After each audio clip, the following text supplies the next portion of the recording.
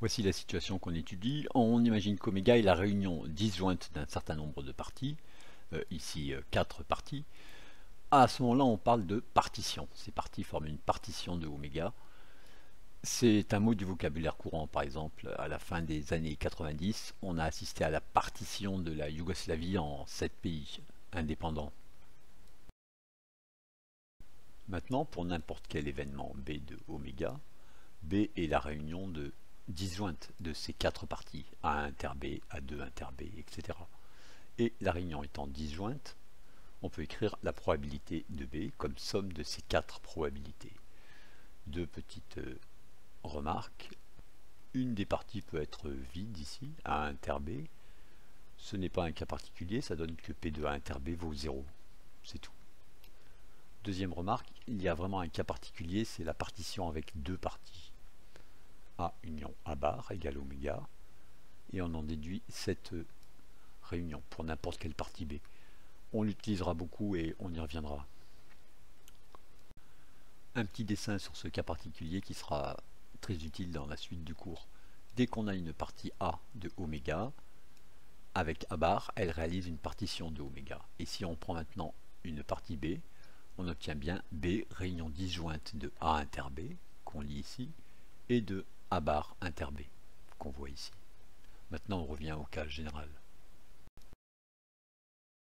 Jusqu'à présent, on n'a pas parlé de probabilité conditionnelle, mais si on connaît les P de AI et les P de B sachant AI, alors on connaît P de B.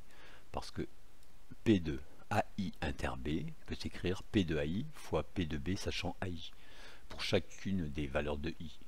Et on obtient cette formule, parfois dite formule des probabilités totales. On termine avec un exemple simple. Dans un pays, il y a 3 régions.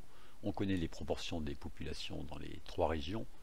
Et on s'intéresse à une maladie notée M. M, probabilité pour qu'un individu soit malade. On connaît les proportions de malades dans chacune des 3 régions. Avec ces données, on peut calculer la probabilité de M. Probabilité pour qu'un individu pris au hasard dans le pays soit malade. Avec la première branche, on peut calculer P de M inter A1, c'est le produit de ces deux nombres, et de la même façon, on peut calculer P de M inter A2 et P de M inter A3. Ensuite, en utilisant la formule qu'on a vue avec 4 parties, mais avec seulement ici 3 parties, il suffit d'ajouter ces 3 nombres pour obtenir P de M.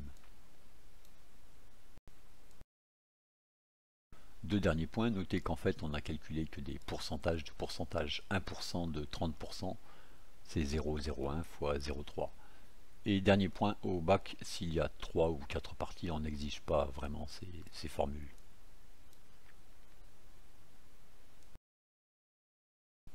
Bien sûr, on est censé pouvoir répondre à ce genre de questions. On considère un individu du pays qui est malade, probabilité pour qu'il vienne de la région A1.